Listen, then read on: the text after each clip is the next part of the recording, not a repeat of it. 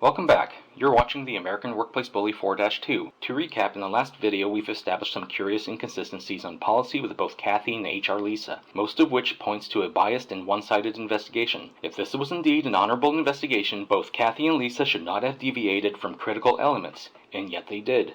Nor would they be dishonest about it, and yet they were. To remotely suggest this to be a valid investigation, well, let's just say you have to travel back in time to the Jim Crow era to find similar examples. What was that old saying? Everyone is equal, but some managers are more equal than others? In my opinion, the most likely reason for this inconsistency, aside from dishonesty, is that they don't believe in the words they're saying. Conviction will always be consistent. By saying whatever was convenient to accomplish their task of the day, as well as masking a lack of credibility through sanctimonious posturing, I've come to believe both Kathie and HR Lisa were remiss in their fact-finding methods, which is probably why they showed no interest in any evidence I had to present on Lorena. I also strongly feel they were treating me as though I was trying to deceive them, or far worse, they were under the belief this was some sort of paranoid delusion because I admitted to having a brain disorder, and how could 4 managers be so corrupt? Add all that to the fearful claims, which implied mental instability and urgent action, the accusation was thought credible enough by GM Mike to immediately suspend me from work, but apparently not enough to make it the primary cause for termination. Well, hard evidence has proven otherwise to these claims, and I've been consistent with what I've been saying about Lorena all along. So for this video, we're going to go through the second write-up and strike down every item through sound reasoning and evidence. Originally, I was planning to address more of HR Lisa's dereliction and aloofness, but after going through the evidence, I feel it's necessary to first expand a bit more on Lorena's actions after she told the big lie. Because there is so much evidence to present, I have to break this section in half, but both 4-2 and 4-3 have been simultaneously released, so you won't have to wait. I apologize for the length in advance. Hopefully by the time you reach the end, you'll understand why it was necessary. Alright, this is the beginning of the second write-up meeting on May 5th, 2014 with Kathie, HR Lisa, and myself. After long and thoughtful consideration, I decided that we need to address some of the issues that we've been experiencing in a more official capacity, and this is in specific reference to the Smarter Than Your Smartphone production from the time we started planning the shooting of the project until now. I feel like there have been demonstrated some insufficient progress in some communication issues, the continuing of some issues between you and Lorena, and then finally the situation with the graphics hub beginning to escalating frustration. All of this has to be addressed in a more official capacity than a discussion. So Lisa has got a memo for you to read to address these concerns. Okay. Now, one thing I want to point out is that there's a theme in this memo, and there's a statement I'm going to make now that reiterates that thing, and that all of this is meant to help you, Philip. Everyone wants you to succeed, and everyone is trying to help you succeed, and yet you resist the attempts and the advice and the requests, and you resist the attempts and turn them, as I explained in this memo, into a negative sort of outburst about the situation. And again, these are all documented issues that we've had, that we've discussed, and then kind of the new element is the hub being frustrated with the communication and the escalating frustration more than once. I've been included on emails that indicated frustration with them on your communication. And this is, when you burst into my office that day, one of your main complaints was Lorena and the RFS request. When it comes full circle, she was trying to help you with them. You did or didn't take her advice, and the HUD wound up getting in the middle of it as well. And I cannot have that happening in our department, coming out of our department. So you're now getting a picture of the work environment created through Lorena's dishonesty. As far as management was concerned, I basically had a scarlet letter emblazoned upon my chest. Here's what the second write-up actually said. Over the course of your tenure, your job performance has been addressed with you, after experiencing issues in areas such as following instruction, both verbal and written, and reacting negatively and responding disrespectfully to direction given on your projects. The production experience on your Smarter Than Your Smartphone campaign has demonstrated insufficient progress has been made in these areas. In addition, your ability to communicate clearly has been an issue, as evidenced with communication between yourself and the graphics hub. This written memo is based on my experience in working with you, as well as observing the way you have worked with others on this project. Notice Kathie's terminology, your Smarter Than Your Smartphone project. Kathie's blame shifting has already been established in Chapter 2-2, but it has never reached the level of being sanctioned by HR. To keep you in the loop, the Smarter Than Your Smartphone campaign is a Fox 7 Austin weather promotion designed to convince the viewer why station weather forecasters are more important than the data you get from your smartphone. Work began on this campaign in October of 2013 and wasn't completed until May 2014. A very unusual amount of time for producing a promotional campaign, with the script being revised 9 times. Both Kathie and Lorena had been extremely controlling of this project from the get-go, yet neither manager wanted to share any responsibility for what I was being written up for, which again contradicts what Kathie said concerning projects in the first write-up meeting on December 12, 2013. We do promos differently than you may have done them at previous stations. We take different angles, we take different tacks. I have a different philosophy, and it's my philosophy that I have entrusted Lorena to execute that guides the marketing of the station. That way it is my fault if we fail. It is Lorena's it is not fault. It is my, that's my job. That's Lorena's job. If I've got people and she's got people that are not following our direction, and then we, following our direction, then it's just impossible to do, That's not how our company structure is. It's not how our company structure is. It's not your role as a producer. As you've heard, an absolute about-face, posturing for the benefit of another manager and pointing fingers when it comes to taking any responsibility. Alright, continuing with the second write-up. The first issue deals with following instruction. In January, we discussed some solutions to assist you in your job performance with following instruction.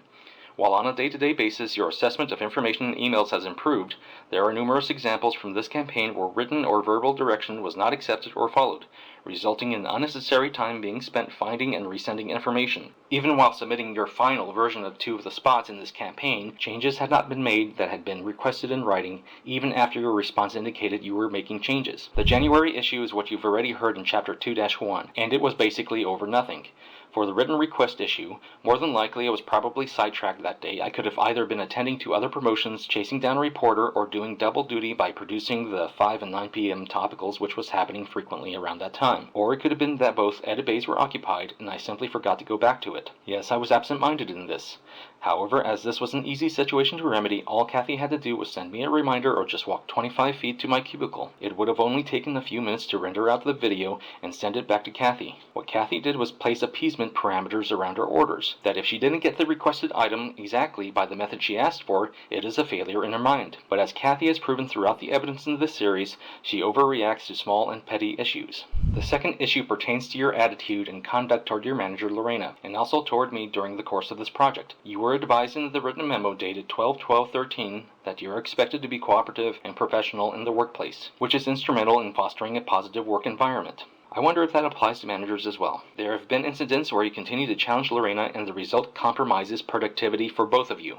For the compromises productivity claim, we'll go to a conversation I had with Lorena on April 15, 2014, and to better understand the situation, the graphics hub told me they couldn't motion track the smartphone we filmed in the first promotion shoot. Subsequent shoots would later remedy the issue by placing a green-colored placard on the phone. But the immediate issue at hand was the primary footage, and the hub was too busy to do any rotoscoping. So, to preserve the footage and not do another time-consuming reshoot, I offered up my services. Being that I have had experience in such matters before, I plan to rotoscope those few seconds myself. For those of you who don't know what rotoscoping is, it's basically a painstaking process of isolating an area of footage frame by frame, and there are 30, sometimes 60 frames to a second. Any experienced producer could relate to you the difficulties involved. It's very advanced work. Alright, onto the audio, and please note how cordial I am to Lorena. This will be important later.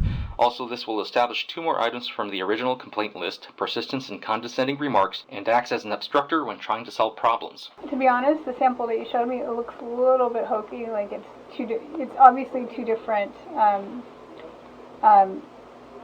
it's 2,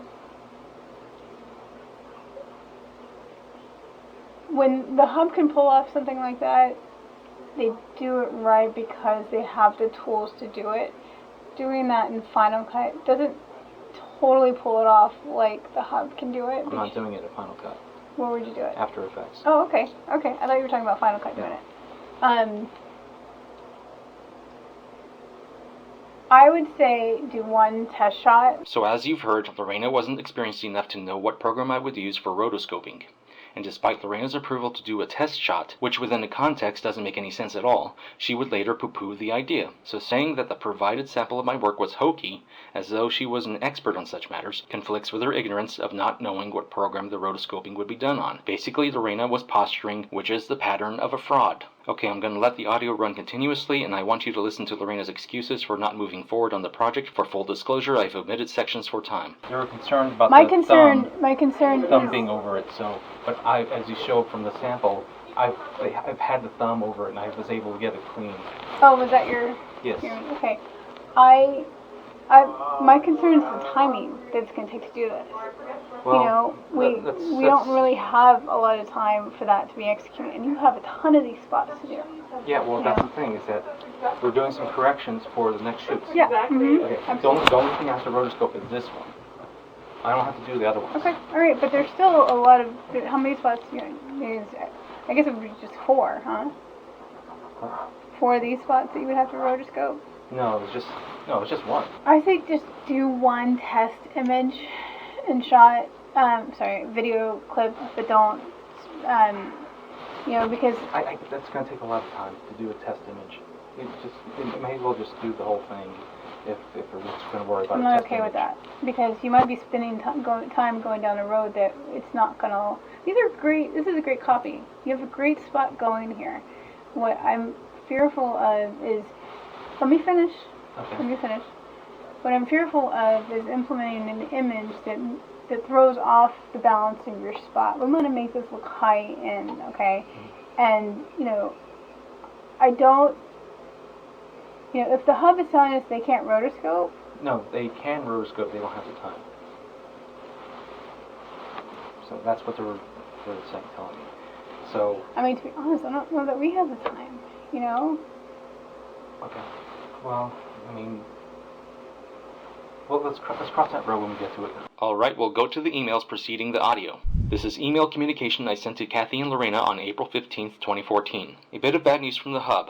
They needed the source files to track the iPhone, but those files were deleted from the cards as another producer was shooting a lot and needed the space, which is something we'll correct for the next shoots. But it's not a total loss. While the hub doesn't have time to rotoscope, I'm capable of doing it. I've done it before, but it takes time. So I presented 3 options to them. Provide enough time to rotoscope, go with a blank screen of nothing in the smartphone face, or reshoot the entire sequence. And it had to be the entire sequence to maintain consistency in the footage because it deals with weather. Kathie's response, how much time are you talking about? My response, for this spot, it was 3 days. Fortunately, there's not a lot of tracking to do with smaller clips, so lesser time, but I have to work on it real heavy, because it's frame by frame. And here is a different branching of the same email chain with Lorena responding at the same time as I did. Question, what were you planning to rotoscope in the screen? Do you have an image?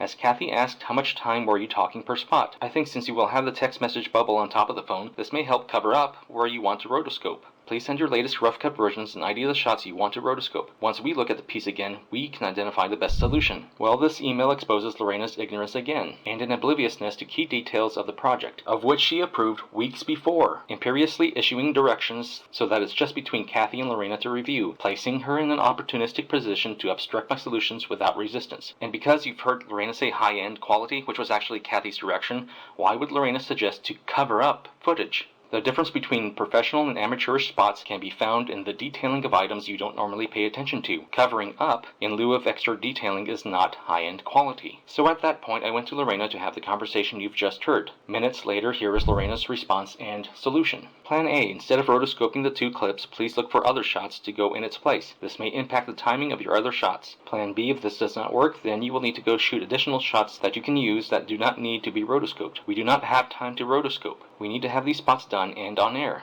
Sweeps is around the corner. Plan A once again shows Lorena's ignorance. As controlling as Lorena was on this project, you'd figure she would be very familiar with the footage that's been shot. There were no alternative shots. We were going by a storyboard which Lorena had personally ordered and approved, and was very insistent that we follow it. So Lorena should have definitely been aware of those factors. Lorena states in Plan B that there was not enough time to rotoscope. At the most, it would have taken me 3 days. Reshooting only the replacement scenes and sending the footage to the hub for tracking took close to 3 weeks to get a finished product. And by the way, because they were replacement shots per Lorena's orders and not a full reshoot as I recommended, the color was off due to a more overcast day. Back to the write-up. Recently you entered my office with an angry and defensive demeanor, posing accusation that you were being goaded into quitting. I immediately responded that Lorena was trying to help you with this project, and that often her direction to you had come from me. I explained that it was her role to communicate with you on department management's behalf. One specific complaint you brought up about Lorena was her direction regarding your RFS requests to the graphics hub. RFS is the hub's graphic request database. I explained to you that she was excellent at getting positive results from the graphics hub and that she was trying to assist you in completing requests that were thorough and easy to follow. I also discussed with you that your attitude was negative and misplaced. We had a follow-up discussion the next day about how you had taken a negative approach and that this reflected poorly on your attitude. So as Kathie put it in the write-up meeting, and this is when you burst into my office that day. Kathie's verbiage made it sound as though of some raving lunatic snarling in her face. And I say that because a biased HR director's thoughts will immediately go to an alarmist scenario when they receive the manager's hyperbole. Okay, let's listen to how it actually went down. Bear in mind this is just days after Lorena's big lie, and at the time I suspected Kathie of being directly involved. I need to know what's going on because both of you are hounding me over this issue and I'm trying to handle it. Okay.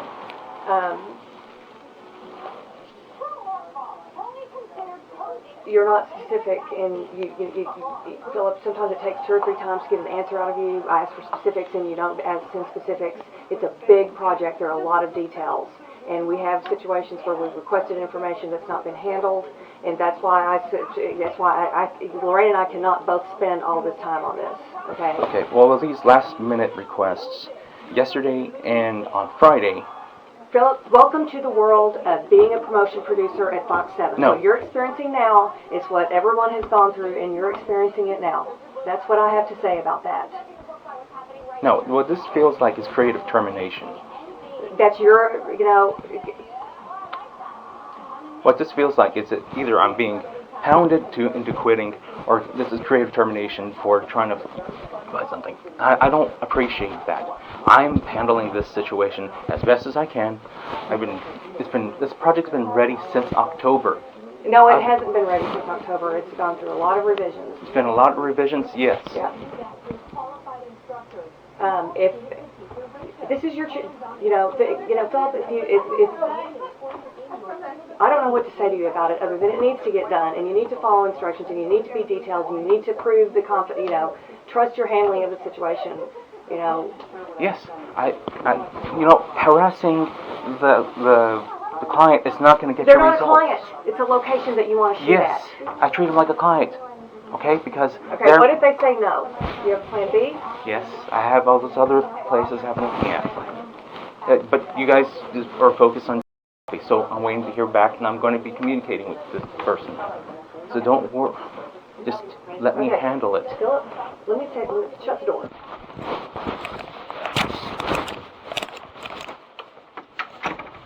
Lorena wants this project to succeed, and she wants you to succeed as a result. It will be a big reflection on you as well as her. She's trying really hard to work with you to make it succeed. Okay? That is her intention. Her intention is not to creatively terminate you. Her intention is not to harass you. Her intention is to make sure this project looks good and comes off without a hitch and wastes as little time as possible for everybody involved. Well, all those emails are wasting my time. Well, because I'm having to remind you to do things is wasting her time. She doesn't have to write a litany, a long list, just to remind me of things. I don't know, Philip. I have the same experience. I have had the same experience. Lorena is extremely detail-oriented. She has a great relationship with working with the hub. She understands what they want. She understands what they need. Okay? Mm-hmm. Take her advice on how to deal with to do it. She is not a graphic designer. You aren't either. Yes, I am. No, I haven't seen that, Philip. I haven't seen that you're a graphic designer. That's not your job here. Okay. I remember when you did your graphics and I told you that they needed to be redone. I've had to have you redo graphics numerous times with an artist because I didn't like the design that you had chosen. This is, you fight every step of the way when you should be thankful and cooperative and be, instead of being so focused on that we're trying to creatively terminate you, you should be working toward making it good instead of dwelling on the negative. You dwell on the negative. Well, I'll let you decide for yourself. While I was definitely frustrated with Lorena's antics, did that sound anywhere near to bursting into Kathie's office? While there is more audio that actually makes Kathie look worse, you've heard the meat of it, and I will release the full audio at a later date. Okay, we're going to take a break here at your own convenience. Please continue on with the American Workplace Bully 4-3. Thank you for watching.